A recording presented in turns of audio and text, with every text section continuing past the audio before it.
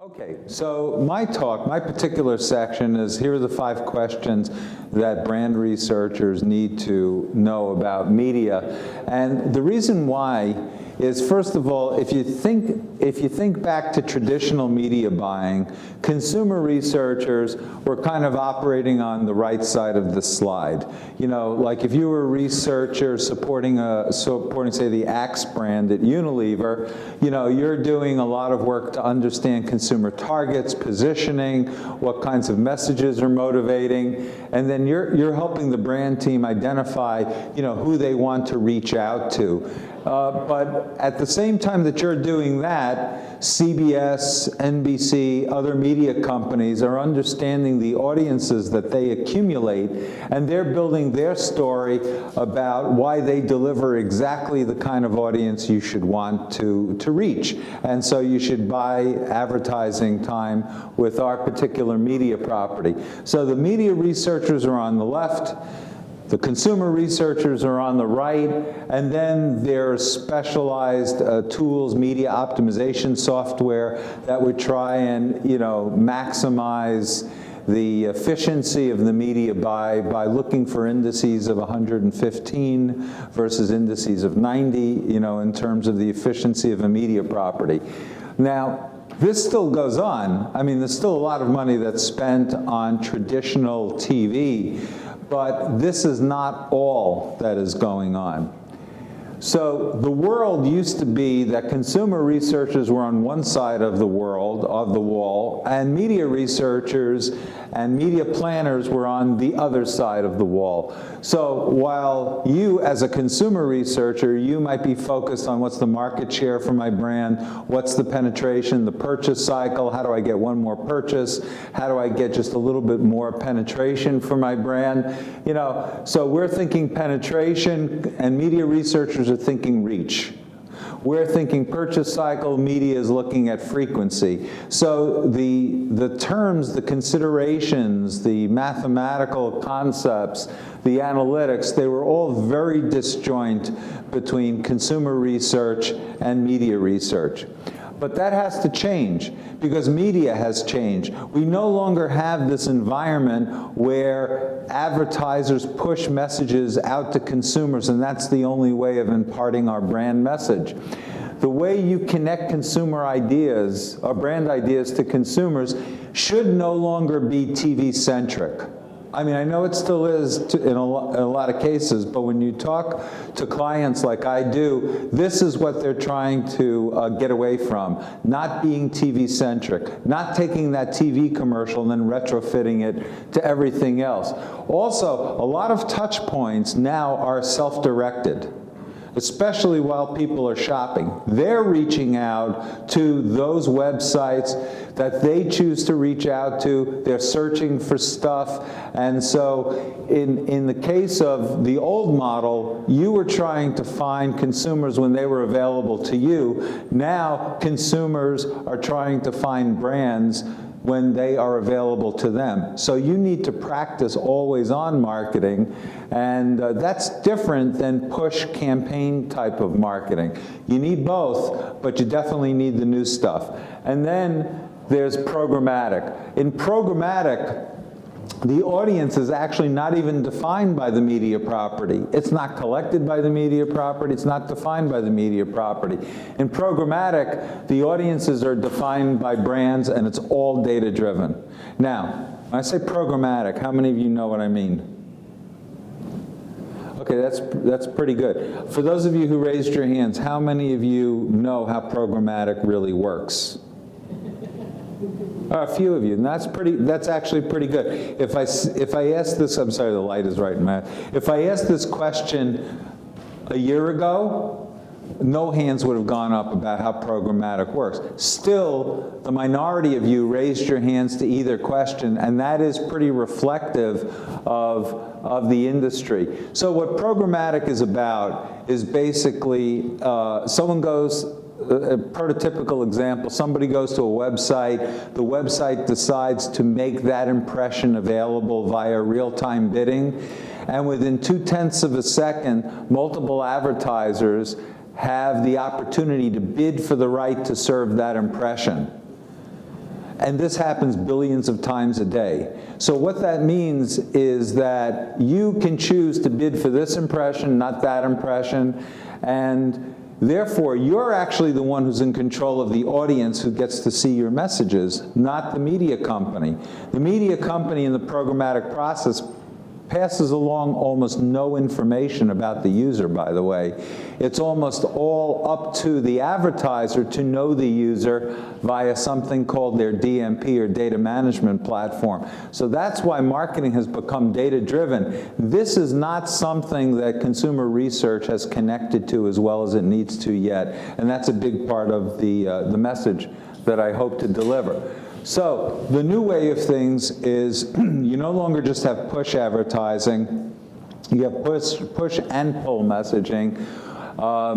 And the diagram on the right is the McKinsey consumer decision journey diagram, which they did some landmark work in 2009. And what they found out was that brands come and go into consideration as people go through their self-directed shopping process. So it's no longer just that funnel where you start with brands that you consider and some of them don't make the cut as you keep going through the process. Now brands come out of nowhere into consideration. This happens a lot, by the way, with like smartphones. You know, everyone thinks they're going to buy an iPhone, and then they start researching features and prices, and they realize maybe Droid is better for them, and they wind up with a Samsung. It often doesn't come about through premeditation or predisposition. It often comes about through what they discover as they search. So brands, to win at that part of the game, brands need to think of themselves as media, not just as product marketers. Starbucks is like a poster child for this, because Starbucks, it's not just about like going into a place that serves coffee or something sweet and having that. There's so much more to Starbucks, where Starbucks has 36 million fans on Facebook, 12 million followers on Twitter. There are tens of millions of downloads of their app. They're way ahead on mobile pay. Roughly 10 million website visitors every month, and each visit is 3.5 minutes on average on their website. So talk about the ability to build engagement and to build meaning for your brand. 3.5 minutes, boy, that's more than a TV commercial can deliver. That's huge. And so this Starbucks world, you know, that you can walk into it's just an amazingly well-constructed vision of the future of marketing. And by the way, they still spend a lot of money in advertising, but a lot of that advertising is directed from the first-party data that they accumulate via the stuff on the right. The world is different. Consumer research can't restrict itself to that one side of the Chinese wall. And by the way, I'm not even counting how many people go to a Starbucks and actually sit there for half an hour or a whole afternoon. You know, I've seen guys like lay down bass tracks on their laptops in Starbucks. So anyway, so this is kind of, you know, walk into this new world. Now, if you're going to learn about the world of media, because media is how you connect brand ideas to consumers, then you need to know some things. Like if I asked you guys, if you're working on a particular brand, if I asked you what's the market share of the brand that you're working on, you'd know that instantly, right? But if I asked you how many hours a day do people spend watching TV, do you know that? How many hours a day do people spend watching TV? Just call out a number. 3, 2, 6, 8. Well, the average of the 4 answers coming from this person over here is actually right. No, it's TV. People still spend about 5 hours a day watching TV. However, the differences are very extreme by age cohort. So, you know, that's something that needs to be considered. In fact, media consumption patterns, the behavior of media is a new form of behavior for many of you to study, and it's critical that you understand that, because you might be thinking about totally the wrong way of how you're going to communicate what your brand is about. So this is data that comes from Nielsen in their cross-platform report. So yes, TV is still the 800-pound gorilla, but you can see how different 18 to 34-year-olds are in how much TV they watch versus, say, 50 plus. And by the way, radio is number 2, and that's surprising to many. But again, it's really important to properly dimensionalize these facts as well and internalize these in your thinking. Yes, smartphones are growing fast; they're exceeding computers. But I actually like the ComScore Millward-Brown chart even better. Because look at the 18 to 34-year-olds. 41% of the time they spend across these 3 platforms are on their smartphones. Smartphones have way exceeded desktop, which I assume means desktop and laptop, have way exceeded that. And smartphones are actually starting to approach TV among the millennials. Now, I don't know if you start watching more TV when you get older, or if this means that's what the world is going to look like in 20 years. But what I do know is that if you've segmented your consumers in ways that this group is important to you, you need a highly differentiating and discerning strategy. And you as consumer researchers have to have a point of view about that as well. Now, I showed you that McKinsey chart. Now what I want to do is unpack this journey a little bit. And I want you to look down there. You see that word dormant? When you are not actively shopping, you're dormant. You're just a person living your life, okay?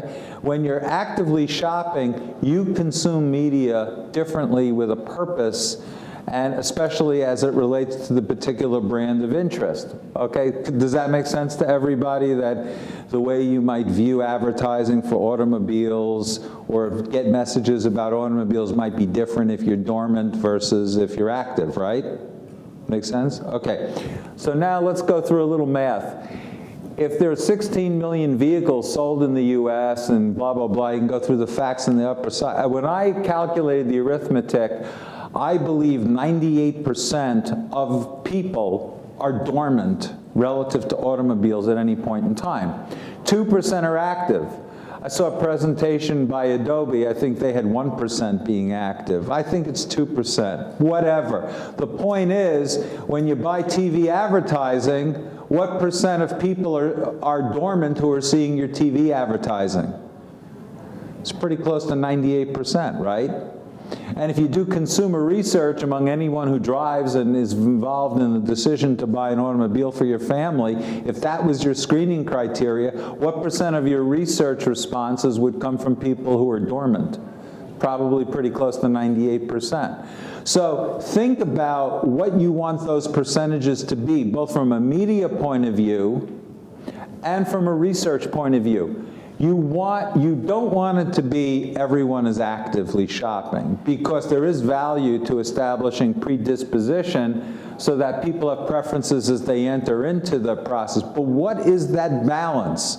We as consumer researchers need to help the marketing teams come to grips with that, because guess what? We can do a lot better now than 98 and 2 in terms of delivering our messages, because we no longer have to just deliver to a TV audience. We can deliver in a highly precision way via digital and especially via programmatic. I mean, you can do all kinds of crazy things even with mobile, with geofencing. So you have the ability to do much better than this and make this percentage of delivering messages whatever you want it to be. So now you have to think about that as a researchable question. So programmatic to me is really, that's the sea change, because it's the advertiser who amasses the audience based on their own ad serving rules. It's now the advertiser's responsibility to know the audience, one at a time, but at scale. So if you do a segmentation study and you know, among 10,000 people, and you put 10,000 people into segments, big deal. What I care about is 100 million people or 200 million people. I need to model that segmentation onto my DMP. So I need to think about that ahead of time as I'm doing the segmentation, because there are certain approaches that will result in greater success when you're done with that whole process. All of this is driven by something called a DMP, or data management platform. So you need to understand what that is, and you need to know how this works. So as consumer researchers, we typically don't understand this whole ecosystem, this whole digital ecosystem. But I'm telling you, if you want to maintain relevance, you need to understand this. You need to connect your research to the DMP, and perhaps even more importantly, the DMP needs you. Because the DMP is a stupid container of data. It has amazing information in there that's used for tactical optimization, which you can do without any sense of brand strategy whatsoever. So you need to make that engine even more intelligent. You need to connect the two brains of marketing. You need to bring together marketing research and the DMP, and the media agencies with their data scientists need that also, because left to their own devices, they won't offer that to you. So you need to have a point of view to effectively guide the organization and its brand building efforts. You need to have a point of view on how far and fast do you move to digital. You know, I'm even amazed that I even put this on the slide, because I was, well, what? That's like 15 years old already, this question, right? I just got off the phone with the head of media for one of the leading CPGs. They don't have the answer to this yet. And they don't know how to move into digital. They're still grappling with that. They have organizational impediments that prevent them from being able to answer this question. So research is maybe the only place where you can think of this holistically. How do you use mobile marketing? Sorry for the typo. How do you use mobile marketing? You know, is it really just about geofencing? Well, yes, it is, but not only about geofencing, because guess what? Most of the time you spend on your smartphone, you know what the #1 activity is while you're on your smartphone? It's not driving around or whatever, it's watching TV. You know what the #2 activity is? It's the bathroom. So the point is, most of the time that you're on your smartphone, that you're on your mobile device, you're actually not even mobile. You know, so advertising needs to be thought of in a much broader way with respect to the mobile device. But guess what? Programmatic and mobile are each growing over 20% a year. That's where the growth is in the ad business. That's where funds are starting to migrate. TV is not losing funds, by the way. It's stable or slightly growing, so the money's coming from somewhere else. And that's something else you need to know as consumer researchers, is what are the investment decisions that marketers are making, and how can you help them to do that better? So these are tough questions. They all require measurement strategies. And so here are 5 media questions, which is the title of my talk, but here are the 5 media questions I'd like you to think about. One is, what are the changing media behaviors of your target consumers?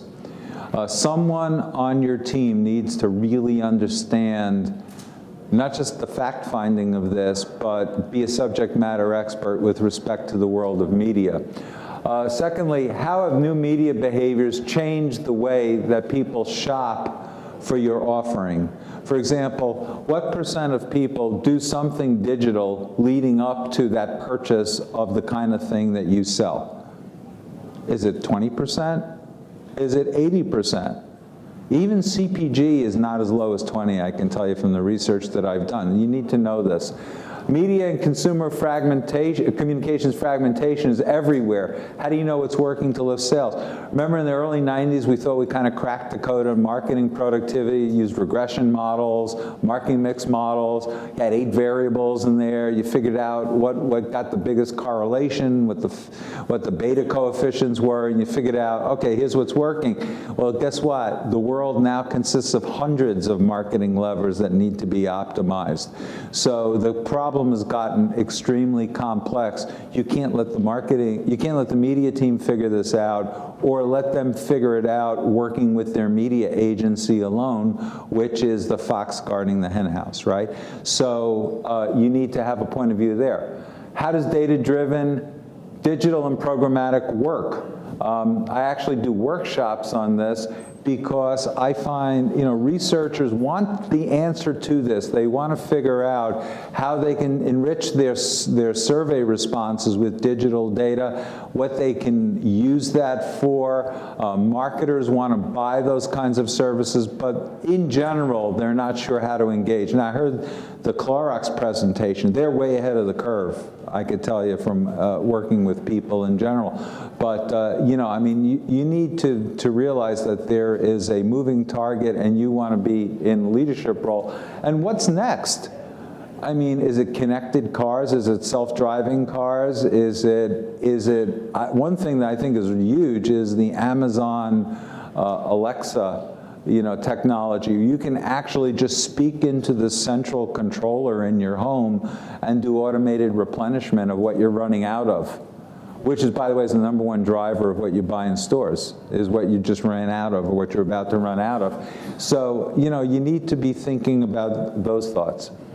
So anyway, I guess I'm about at time here, so I'm not sure if I have time for questions, maybe one question from the audience. But if anyone wants to contact me or follow up on any of this, it's like this and playing the harmonica and a Rolling Stones tribute band are the two things I really like to talk about. So I'd be happy to discuss this with you. Is there maybe one question out there before we go on? Yeah. Give a perspective on the impact of advertising across the different channels. So, for example, there's been research that goes, magazine ads, for those people reading magazines, are super effective. You're focused, you're in the mindset, consuming the ad the way you're consuming the content, TV as well. But in digital and mobile, you're distracted, you're looking at other things. So even if the ads are there, they're not really being noticed as much. And, there's the whole world of, you click on it, so you know that they watched it. But give a perspective on the... Yeah, I mean, that's a great question. What is my perspective or insight or worldview about how you use different media? I think the first thing is what you said as a question is really critical for every advertiser to have a point of view on.